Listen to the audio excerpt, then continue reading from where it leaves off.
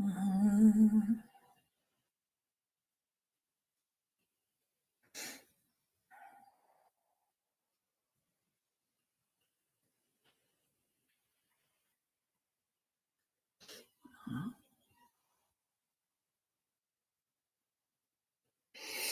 Mhm.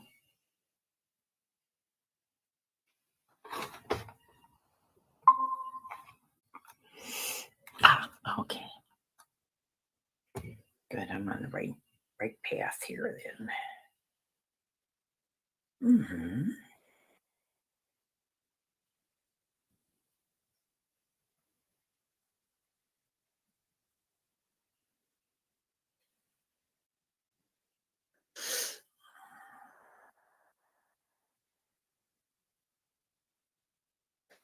Mm-hmm.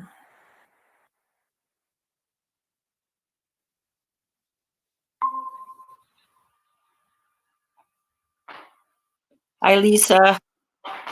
Hello. It's Liz.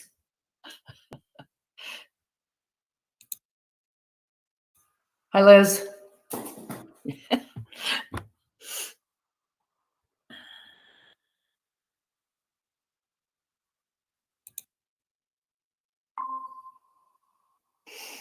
Mhm.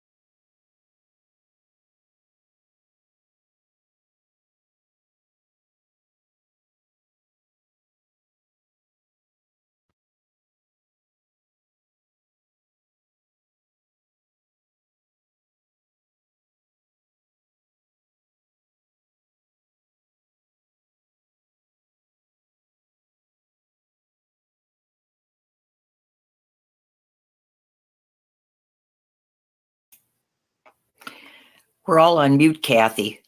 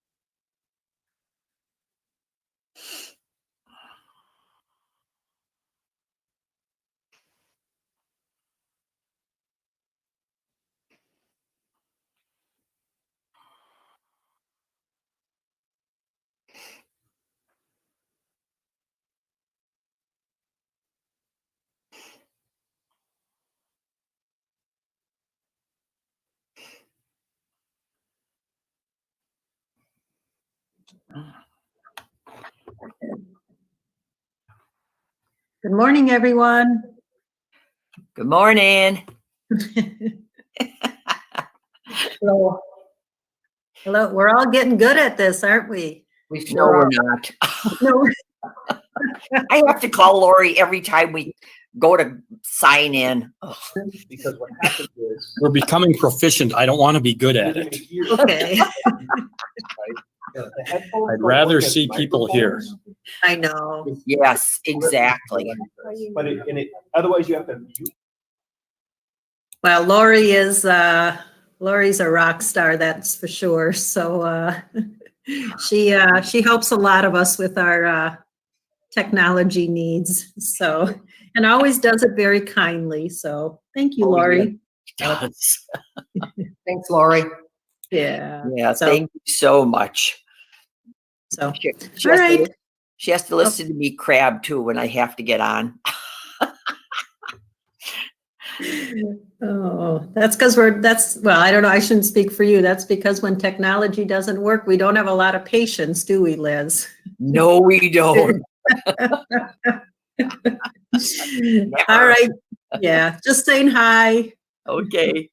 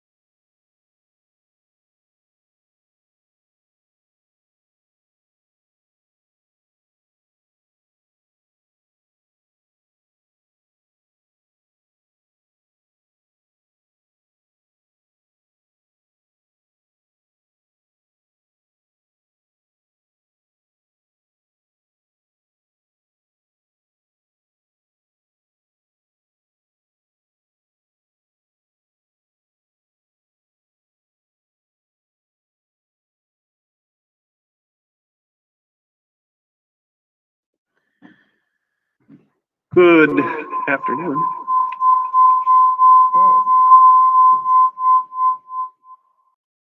Just finishing up a little bit of technical difficulties, and we'll get started in just a minute.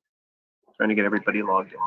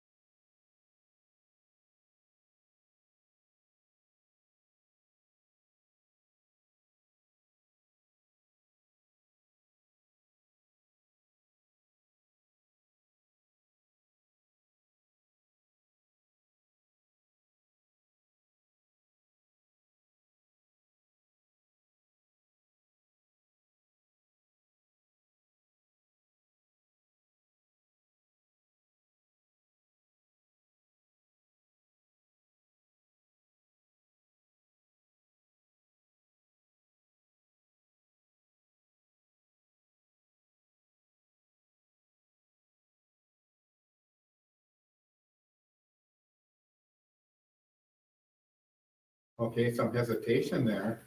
Still working through some technical difficulties here, so. They did the right side and the left So side. this when it is for needs to be her, done, right? and I'm Then does she have to hesitating. change it?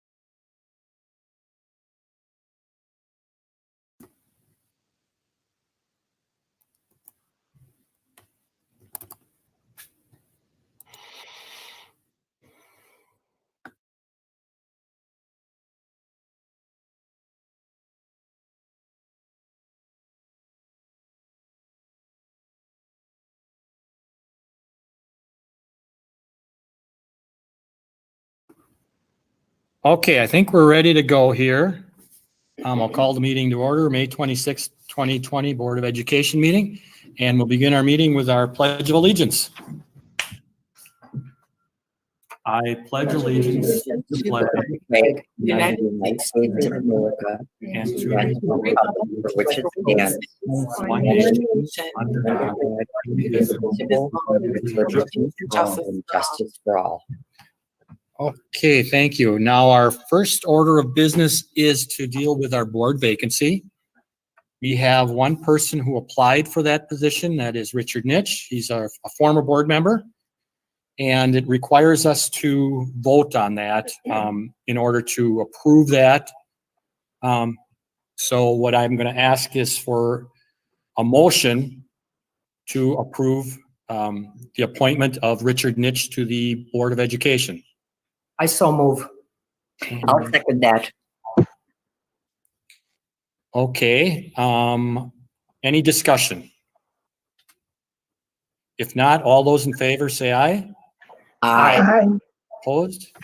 And so Richard Nitsch has been voted in as a member. We'll have him do his oath of office here while we're moving forward so that he'll be able to then participate as an active member of our board. And we'll just wait a minute or so here while Lori takes care of that. Okay, that's-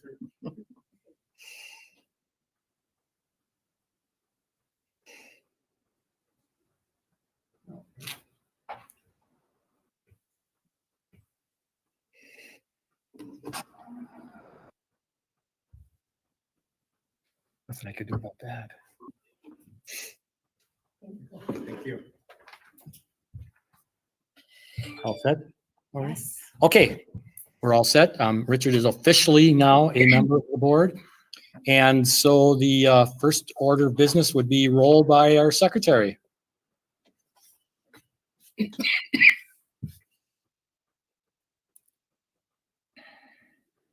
Okay. Lisa Johnston, Here. Dave Nichols, Here. Meredith Sauer, Here. Catherine Shalhoub, Here. Elizabeth Williams, Here. Kathy Willis, Here. and Dick Nitsch. Here. Okay, thank you. And then we have the minutes of the May 12th meeting. We had 3 different meetings. I would need a motion in a second to accept all 3. We could take all 3 of those at the same time if you choose. I so move. I second. Any discussion, any changes or corrections to the minutes? If not, all those in favor say aye. Aye. Opposed? Okay, the minutes are approved. We'll then move on to the report of the superintendent. I'll look to Joyce. We have a personnel report along with an agenda. Thank you. So you should have, last week when the meeting was originally posted, there was a personnel report included. And then this morning, probably around 10:30, there would have been an addendum that was added. So any questions on either the original personnel report or the addendum that was added this morning?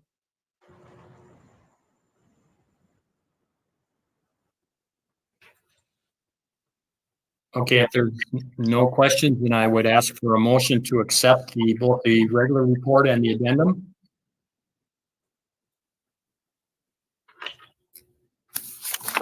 Make the motion to accept. I'll second. Any discussion? If not, all those in favor say aye. Aye. Opposed? Okay, the personnel report is approved, and we'll have our district activity update, and I'll turn that over to Superintendent Holtzman.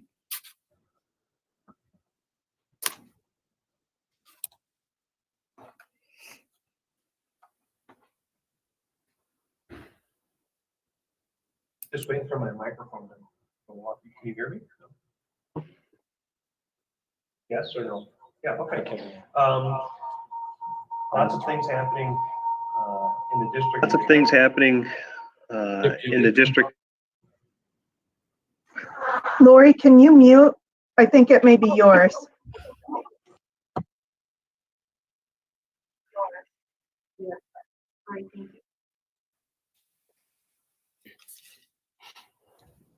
Can't get away with anything here.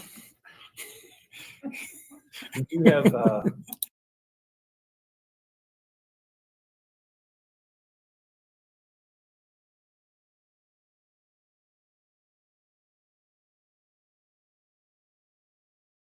I can see folks. Can you hear me? Give me a thumbs up if you can hear me.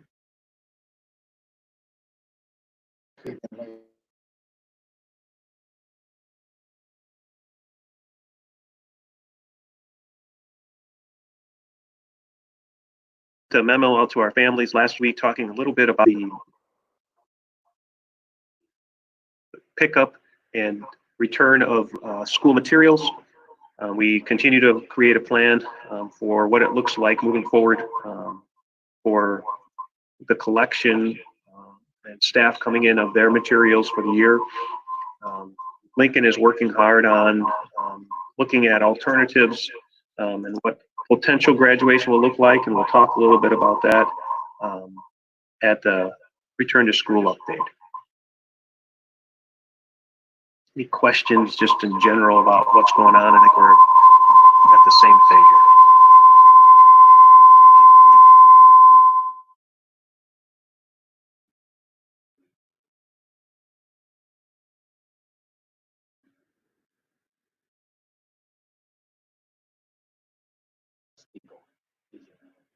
Yeah, okay. Let me just see if I can grab this. Can you push yours down? See if that's where that's from. Okay, I think that's a little bit better. I just want to talk a little bit about the return to school and what we're doing in regards to returning to school. There's lots of information that we've been monitoring and looking at. We're getting guidance from the DPI, from the CDC, from our county, and from our nurses.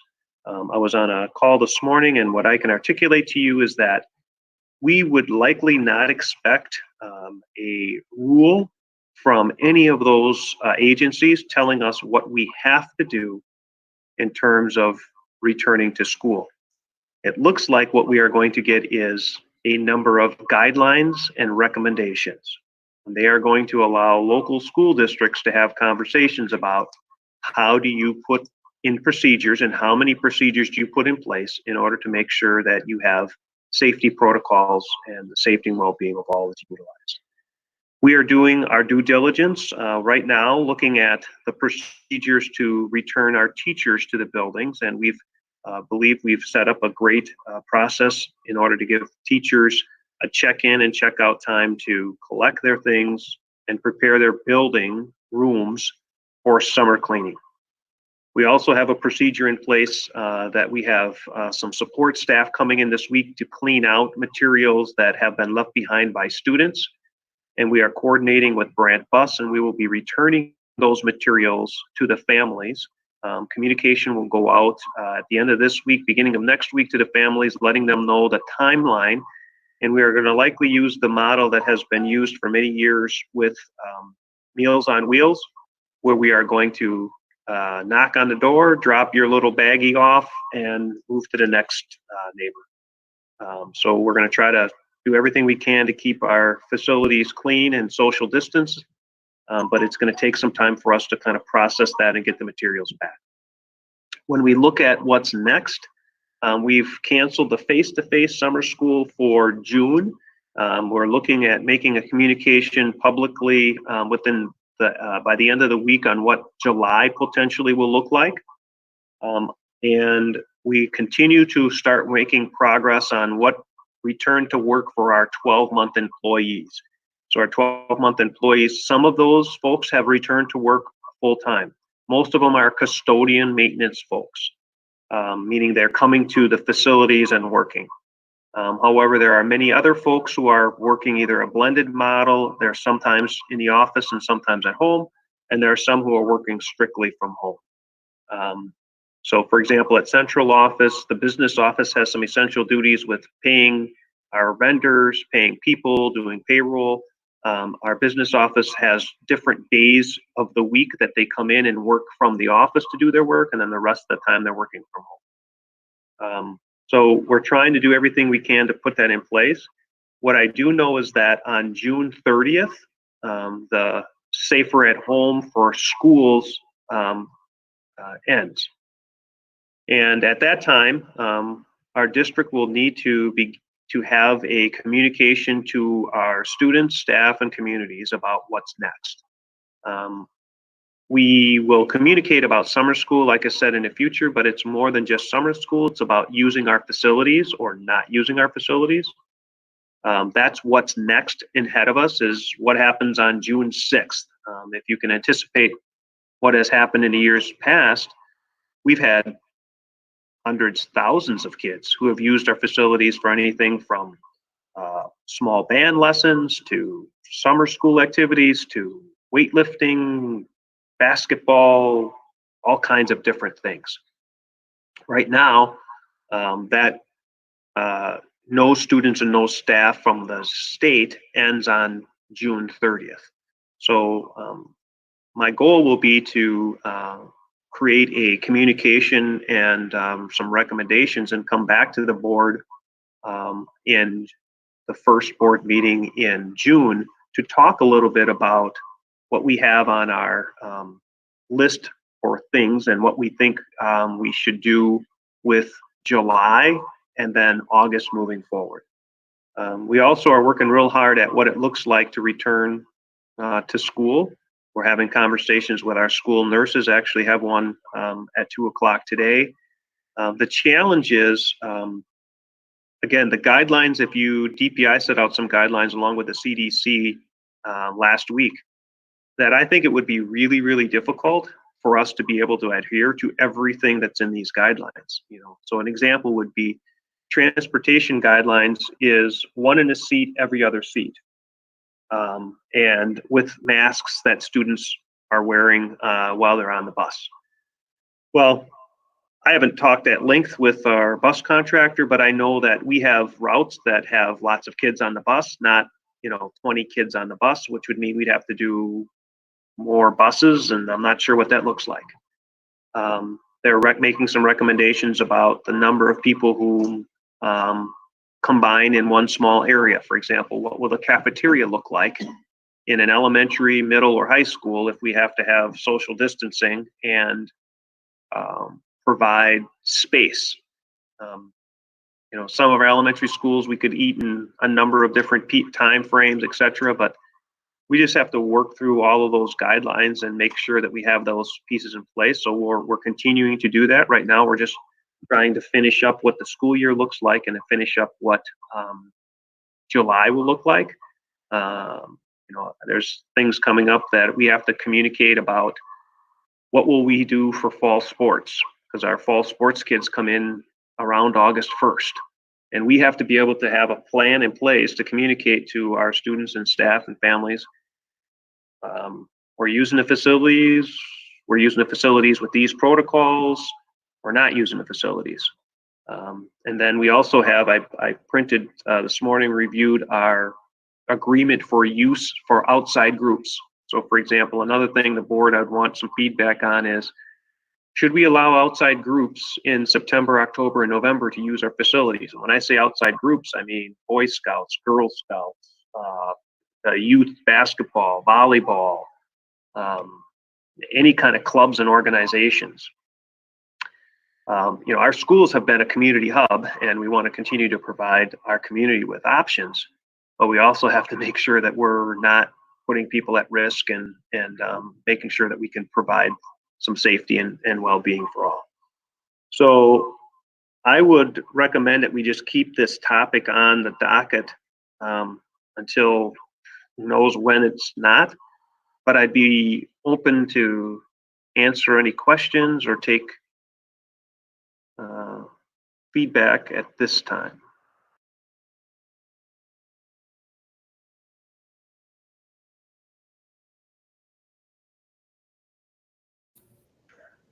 Mark, I think that it's going to be really critical moving forward that There it is. I'm sorry. Okay, okay. Go ahead. I think we started at the same time. I'm sorry, Dick. I was just going to say, I think it's critical that we do have this discussion pretty much at every meeting. The community's going to look for that conversation, and not just parents, but grandparents and the wider community. And they're going to want to know that we're talking about this on a regular basis and have some tangible things nailed down. So I would completely agree with keeping this on the agenda.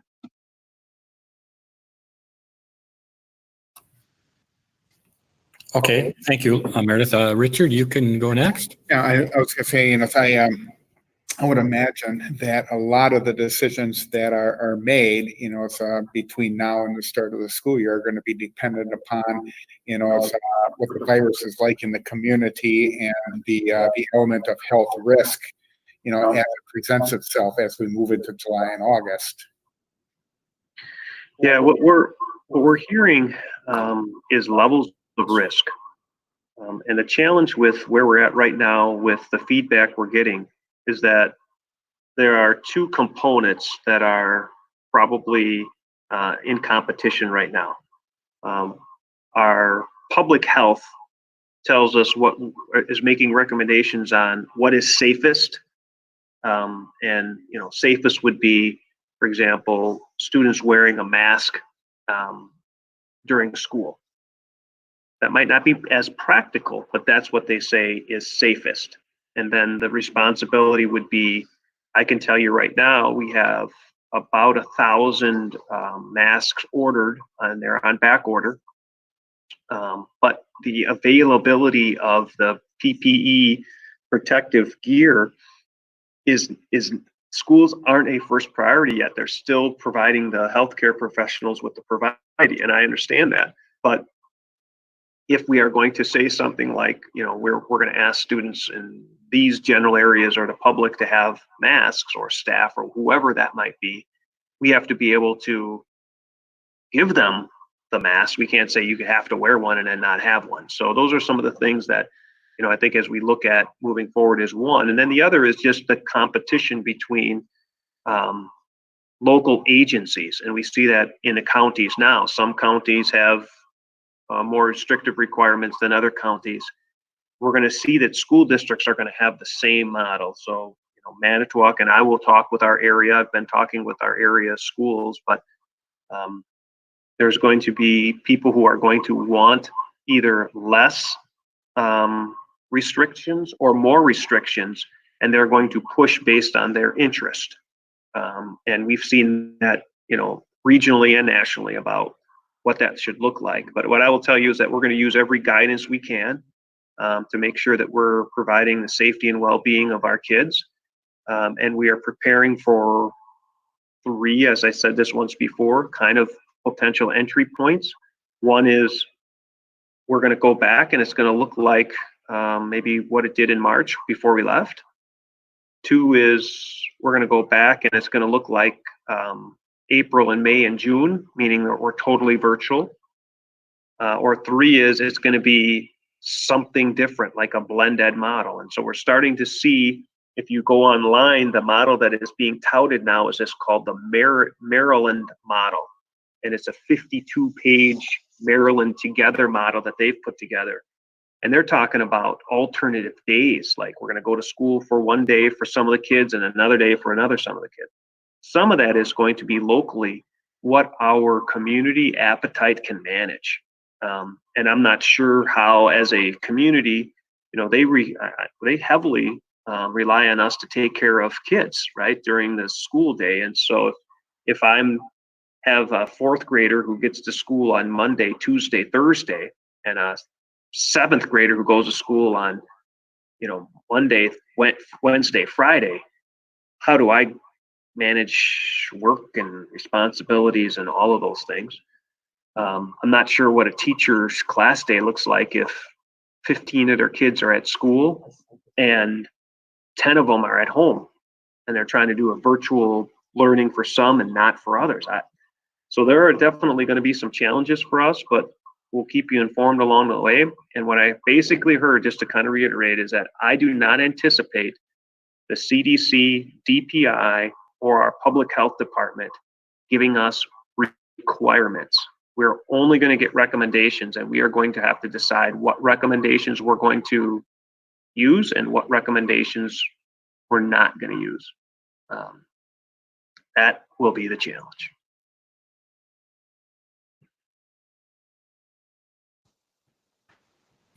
Okay, any questions for Mark on that? This will be an agenda item for our meetings until, for who knows how long, for as long as it needs to be. So we'll Mark- be able to discuss this at every meeting. So, Mark, was any consideration given for testing if students, families, or staff want to get tested? Is there any option to that? There was some conversation at the meeting I was at this morning about testing. Right now, the school nurses have not been giving, there's only a few people who've given the authority to do testing. So the availability of free testing is definitely something that will also coincide with our ability to return. I know there's some free testing going on right now in our local community. I think they're recommending that you have symptoms before you go get tested, but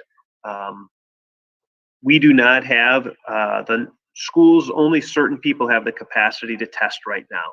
So there's some questions about when we say testing, it's basically a nasal swab of which they would send in somewhere. Yes, so, again, the challenge is not just testing, but the monitoring of those tests. And if in fact someone comes to the office, a young child or an adult who has the symptoms, first, where do we have that person stay so that they're at least not contaminating the environment? And then second, what is our responsibility? The question was asked, are we responsible, are we obligated, like some other social pieces, to report a positive test or a thoughtful test to the county health department? They didn't have the answer yet because of the pandemic. That's likely what's going to happen. And then what is our responsibility if in fact someone is tested positive, whether it's a student, a staff member, or a student's family member, to pass that information out? And there's some guidelines on that, but right now we would only be able to recommend folks to test, and we would likely have to create a policy very similar to what we have for head lice that tells you how you're going to monitor. So right now, I think the monitor is a 14-day quarantine unless you have a test that says you are no longer, you're negative. But I guess the long answer to your question is, Lisa, we don't have the capacity to test, but we do have the ability to refer to testing. And I think all of our local health departments would help us with that. I don't know that we would have guidance to be able to require it, however. That makes sense. So we're going to have to then have a policy that says you're quarantined for 14 days unless you come back to us with a policy, with something that says you're no longer positive or you're a negative. And those are just one of many, many things that we'll have to have in place between now and September 1st. I have a question for you. Have we thought at all about doing taking temperatures when the kids come in as a possibility for safety? Because a lot of places and countries are doing some of that where they're just taking the temps. Just a thought. Yeah, so that has came up in our piece. I think there's a couple of practical pieces that we're just kind of working through. For example, just think about what if you drive by Franklin Elementary School, just use elementary kids because they're a little bit, or Lincoln or Wilson. What does testing 300, 500, or 1,500 kids look like at one time? How do you even go through that process? Yeah. And do we have enough of those hand-held or hand-censored thermometers to be able to make that happen? And again, the challenge is you find someone who is positive, like I say positive, who does have a fever, which happens every day in every elementary school. And now I'm going to pull you, or any place right in our schools, I'm going to pull you aside and you're going to go somewhere else. in this line of, so yes, I'm confident that, we take the kids' temperatures now. But I cannot articulate, I would say we probably do not have enough thermal scan thermometers right now. And again, like I said, a lot of this PPE things that we're looking for, we've ordered, but if we don't get it till October 15th, I don't know what to do. So we're working hard on it. And again, our nurses are really engaged with the work. Our team is really engaged with the work, and we continue to monitor and get feedback from the DPI, the local health department, and obviously CDC and other places that are.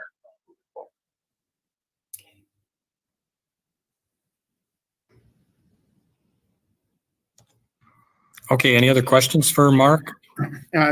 Mark, I was wondering, it's, is CISA 7, it's working to provide guidance to the districts, and are they looking at any kind of uniformity in regard to how the districts are opening? Great question.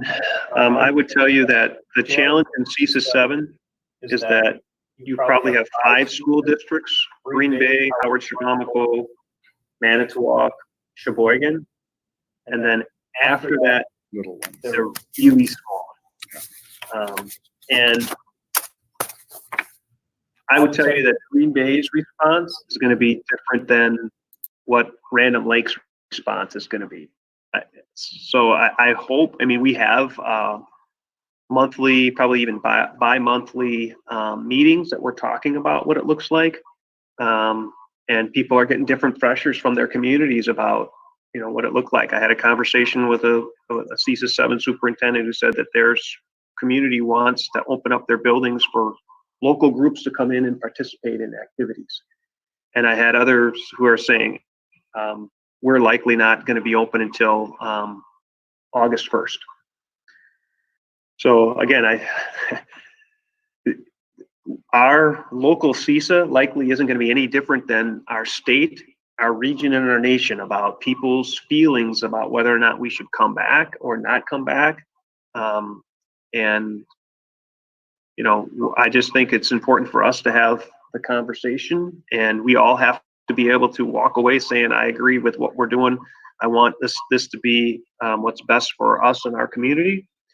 And because I'm confident that everybody in this meeting, include many others, is going to be asked the question, and at times going to be questioned about why we didn't loosen up the restrictions and why we didn't tighten up the restrictions. So be good conversation, but there is no guideline. Like, there isn't going to be a rule that says you will temperature check and kids will wear face masks and you will do this. We're going to have to make the rule, and we're going to do it with the information we have. And if we have to make a change to it, I think we just have to say, make a change to it.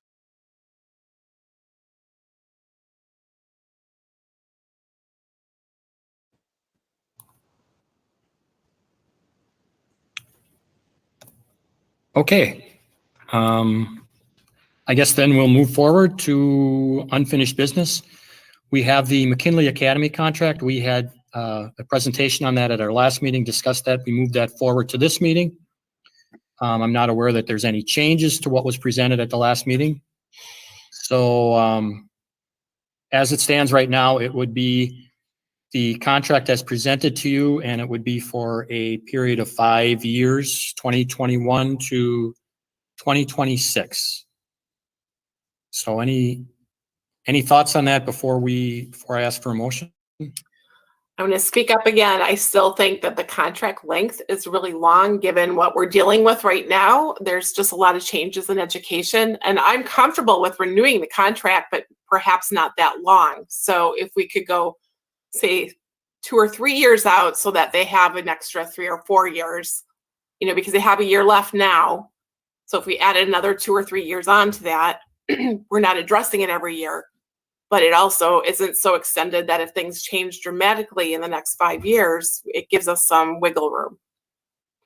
So that's just my thinking on it. Dave, one thing I would like to bring up is that we do have the ability in that contract, if if I'm reading it right, that we could actually shorten it if we decide to. Yes, And during the term of that contract, regardless of how many Right. years you might approve, there are options for us Right. in that regard. Yeah. That's what I read into it. And Dave, Yes. I would assume that during the length of the contract, you'd also be able to make addendums, to make adjustments to the contract during that period of time? I'm not certain about the changes, whether or not we can modify the contract during that period of time. I can't answer that question for you right now, and I don't have that right in front of me. Let me open it up and I'll see here.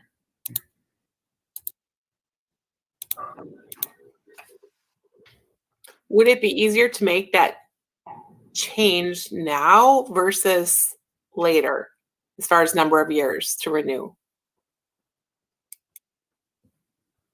Well, my preference would be to approve a contract now for whatever period of time as it's presented, rather than approving it for a shorter period perhaps, and then looking to modify it during the term of it, because we're not involved with the McKinley operation as much as we would be with, say, Lincoln High School. And so it would be more challenging for us to find out what's going on. We'd have to meet with the board of McKinley, for example. We'd certainly want to, at least. It would be more challenging to make modifications to McKinley than it would be to other schools within our district. And so that's why I would prefer that we approve the language as it's presented. And we can come up here with a period of time we're going to do. Right now, we're being asked to look at it for 5 years. A motion can be made for any period of time, but I would also hesitate to do it, say, for a year at a time. That becomes very cumbersome as well, because again, we're not, McKinley isn't operating as directly as other schools are within our district. It's a separate entity, has their own contract, has their own board. Mm-hmm. Isn't that correct, Mark? Yeah. That is correct. What was the rationale for 5 years instead of, say, 2 or 3? I think Christopher Durkis is on our piece. He can explain it. I'll give you the piece. First, historically, it's been for 5 years, up until the last time when we had some administrative changes there. It also provides them some long-term security, if that makes sense, on not having to focus on a 3-year or a 2-year plan. They can communicate to the students who are coming in as freshmen that we're going to be here for your duration. When you have shorter plans, I think regardless of the intent, there definitely is some questions over what is the longevity of the program. And if I'm a 8th grade parent or student and there's only 2 or 3 year contract, what does that mean for me as a junior or senior? Should I stay with this or go for something else? And in answer to Richard's question regarding modifications, there is a section on modifications. It's under J, it's page 17. At least looking at it on board book, it listed as page 17. And I'll just read it. No modification to this contract shall be effective unless the same is in writing and signed by authorized representatives of both parties. During any year of this contract, either party may request to amend a provision of this agreement.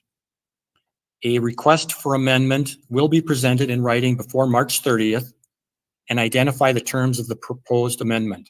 Thereafter, the parties will promptly meet and confer in good faith with respect to the proposed amendment. Any amendment which is agreed upon will be effective July 1st or on such other date as the parties may agree. Now, I read that to mean that the parties have to agree to an amendment. We can't simply impose it. Mhm. I mean, that can be very challenging when you have to have an agreement because we may be asking for something that the board at McKinley isn't in favor of. And if we can't come to an agreement, then the language that's currently in place stays in place until that agreement happens. So there is a process for modification, but it has to be agreed to by both parties.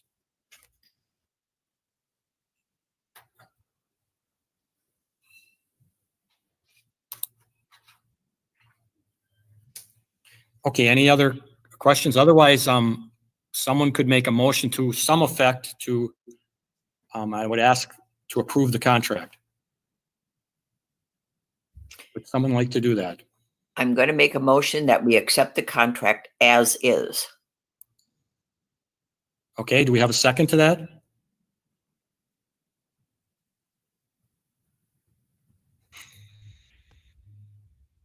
I'll second it for point of having discussion on it.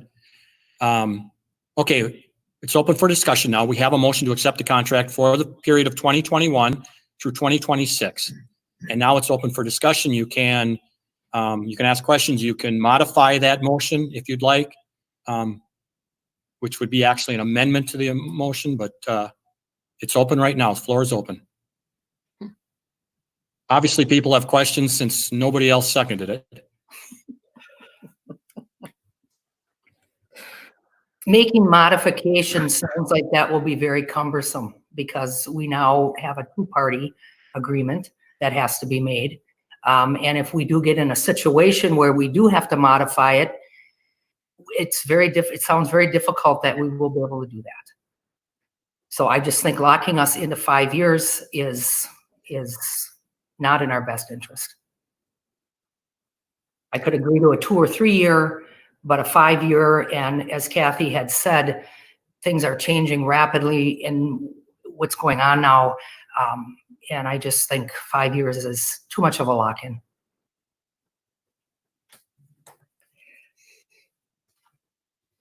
Any other discussion on the motion that's in front of us?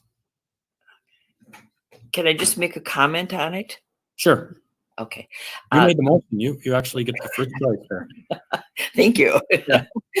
One of the things that I have found with the McKinley board is that they do not fight us on a lot of stuff. I mean, if we feel that there's something, if we present something to them that, needs modification, they're very susceptible to it. I mean, they'll go along with us pretty much. So that's why I don't have any problem with it being a 5-year contract. But is that the same board that will be in existence 6 years from now or 5 years from now? It's just a question. So, Yeah, well, and our board could change as well significantly in that period, and the directors could change. Yeah, certainly that's always the risk of a long-term deal, is that the people involved when they initially set it up are no longer there and you lose the intent of that contract or that language. Sure, that's always a risk. And the longer you go, the more likely that is to occur. mhm.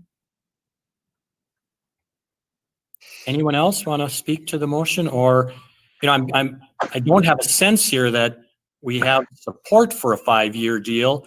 If that's the case, I would hope we can agree to something here. But Meredith, did you have something?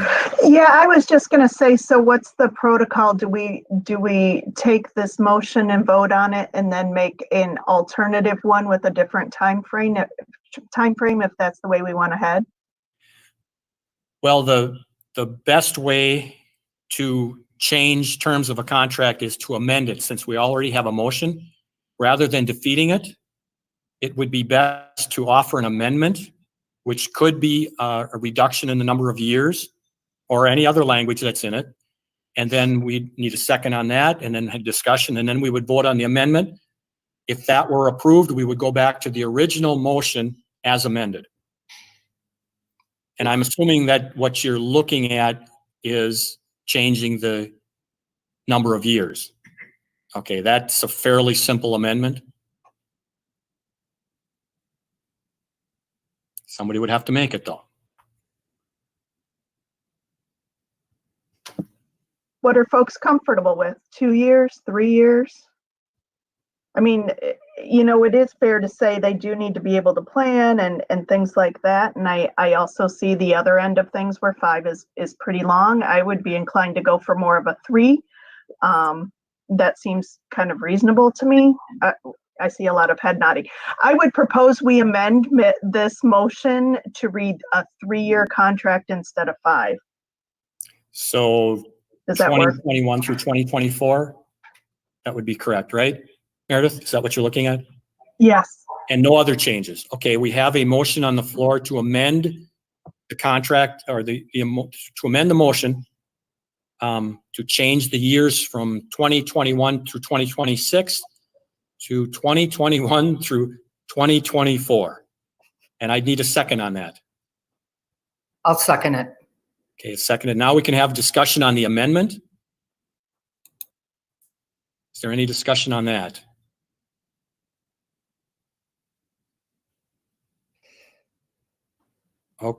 Okay, hearing none, I would ask for a vote on the amendment to the motion.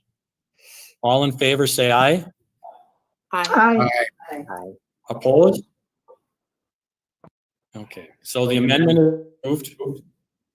We then go back to the original motion, which effectively is the same as the amendment, but it then means that the contract would be approved, the language would be approved in the contract. The only change is that it would be for a period of 2021 through 2024. Any further discussion?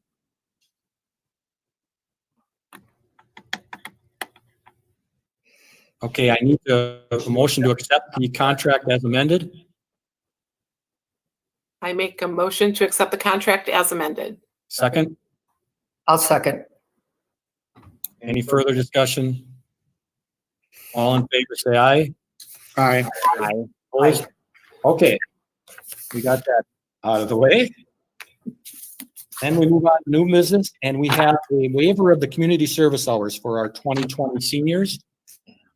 You should have that document on the board book as well. Anybody have anything that they saw in there that they want to question before we ask for a motion?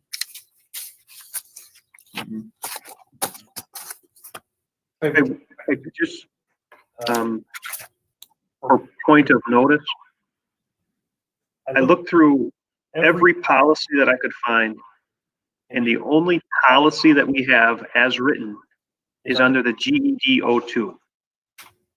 So not anything we have to do today, but in the future, if we believe that it, like we stated in the Lincoln handbook, but we don't have any place in our actual policy manual that states this is part of it outside of the GED 02 policy that you have. So I'm asking still the board to, because this is what our practice has been for many years. The rationale behind that is because kids can't get out and finalize that. And if we don't, students wouldn't complete their service hours and wouldn't graduate. This is just for these seniors. If in fact we come back in September and we're not able to do community service work, maybe we'll ask for the next year's seniors. But right now we're just talking about those kids who are seniors right now. But we'll probably have to follow up and put something in policy. I think everybody assumed it was there and I could not find it.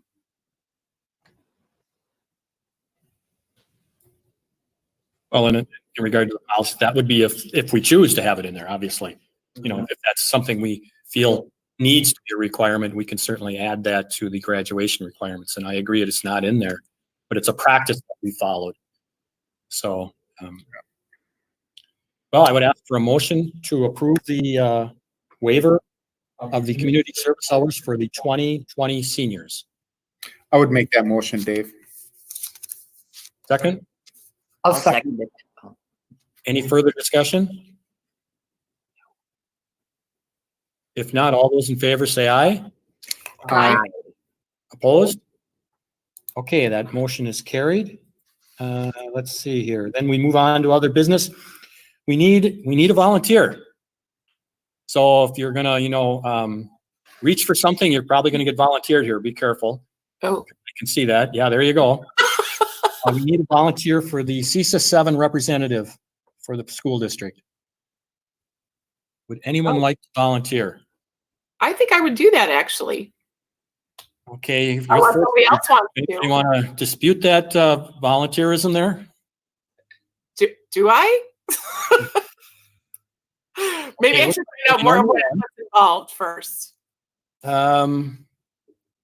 So Kathy Willis is our CISA 7 representative. Okay. We then have to appoint someone to be a representative, an alternative representative for the WASB Delegate Assembly. That takes place in January. So somebody's got to be effectively either nominate themselves or be nominated here.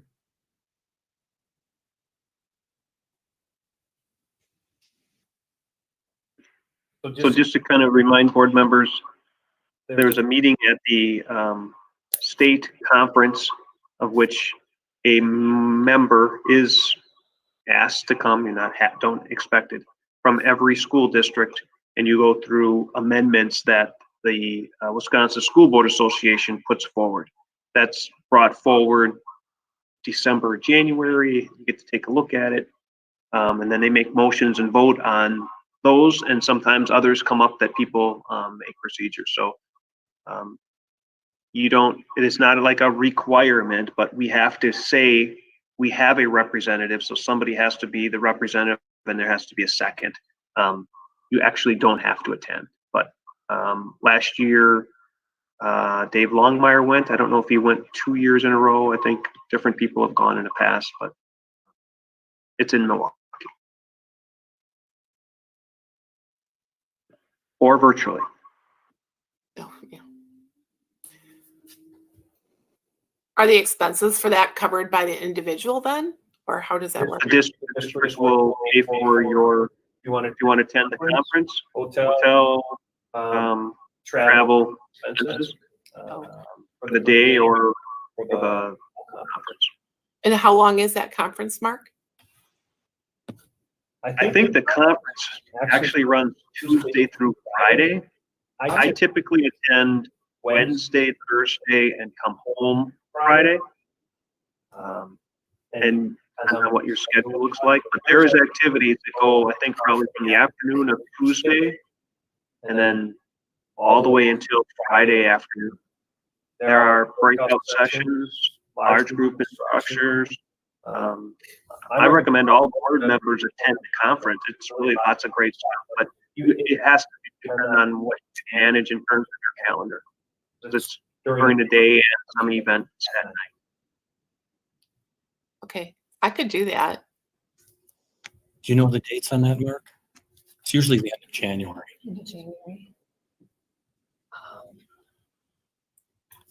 I don't have anything right now scheduled.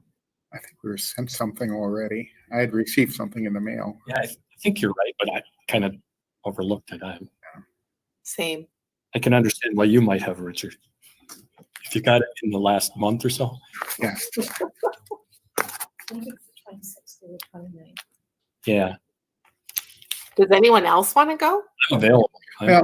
Be available. So. And I would certainly consider serving as an alternate. You know, the resolutions, you know, that are presented are often, you know, quite interesting.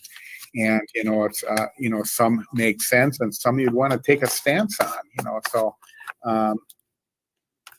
yeah, I would consider serving as alternate. So it's 20 to 21. It's January 20 to 24th. So the third week of January. Yeah. Oh. Okay. So there's There's a couple of different pieces. We're looking for an individual to serve as the board's delegate. All board members are invited to attend the conference. Right. So we'll take care of that for any board member. You just can only have one person vote. You might be able to have more attend. You can attend, yeah, but voting, yeah, you appoint people to be voting for your board. They don't invite superintendents, so I haven't ever attended that one. They literally don't invite superintendents. It's only board members. Might be a good idea.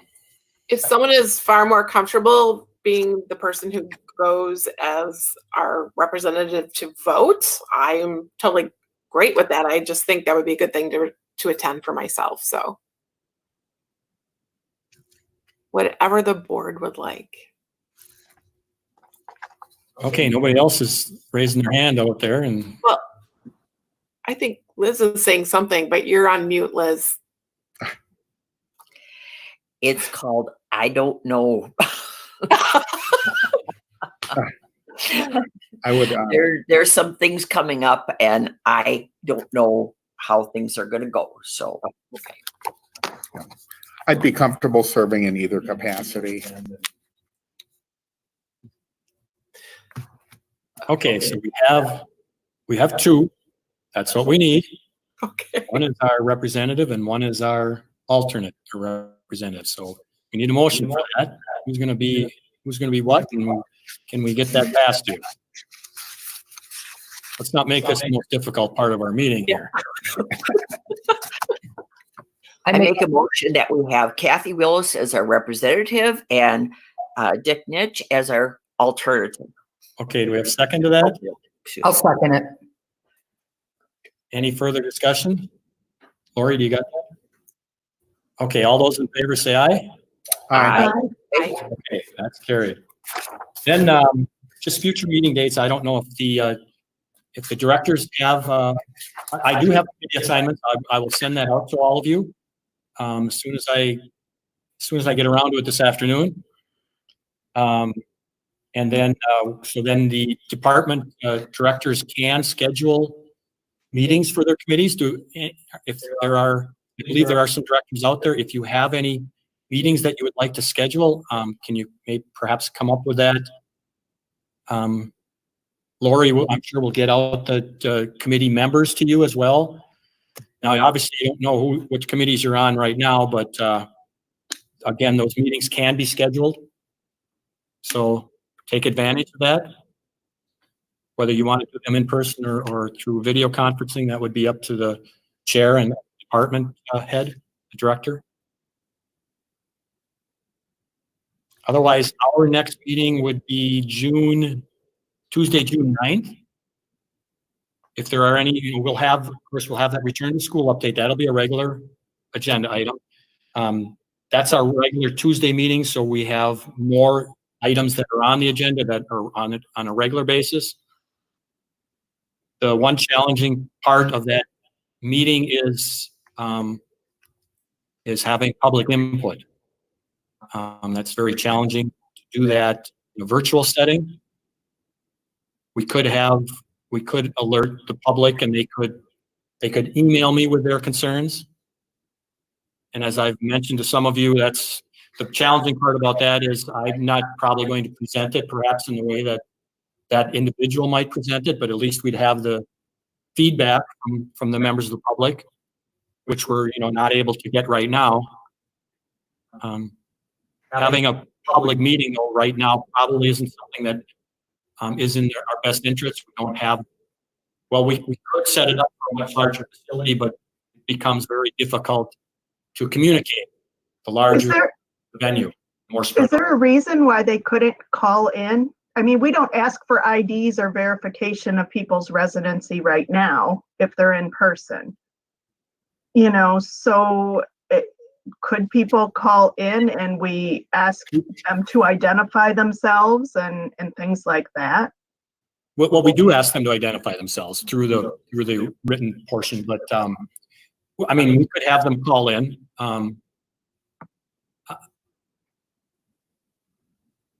I guess we can figure out a way that might be able to work. I mean, that's from the public standpoint, that's a better way to do it.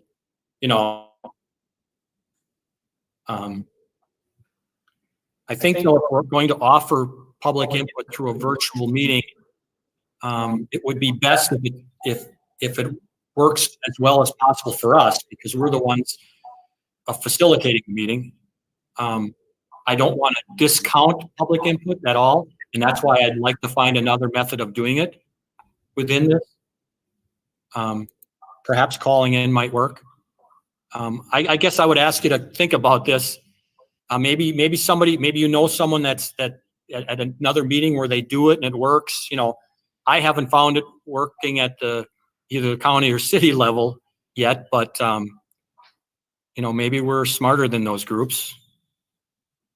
But it's something to consider, and it's something that I'd like to have as part of our first Tuesday meeting is public input. I think that's an important component of what we do, particularly in light of that we're having to have discussions regarding how we're going to proceed with our schooling. And that changes on a regular basis. So it would be good to have some public input in that respect. Dave, what if somebody had made a video of their public input and sent it to you and we could play it? I mean, people are making videos on their cell phones, on their iPhones. Sure. Make a video of your input and send it to the district. Yeah, that can work. I was at a meeting last week where they had that and it didn't work. They couldn't get it to work on the screen, but we did get the video sent to us, and it just didn't. Whoever was facilitating it wasn't able to get it to work at the time. But if that works, that's a much better way, because then that's that individual presenting their information. I know it's possible. So I'm not the person in charge of the technical issues, so I'm not going to suggest that I'm going to be able to make it work without some guidance. Could our IT I like the idea. Could our IT department look into that? Yeah. I mean, Lisa, I know you can do it because it's been done. I know it hasn't worked as well. So I've seen both ways, but yeah, that's not a bad idea. Okay. Many people today have the capability to do those because you either have a webcam or you have it on your computer or your phone.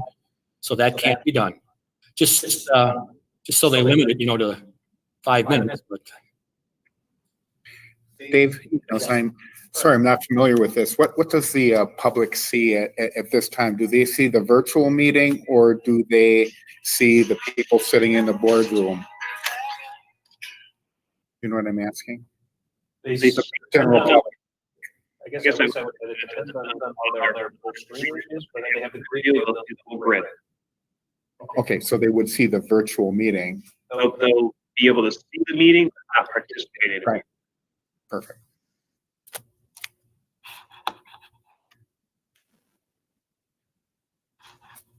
okay, if there's nothing else, then I would ask for a motion to adjourn. I'll move that we adjourn. I'll second.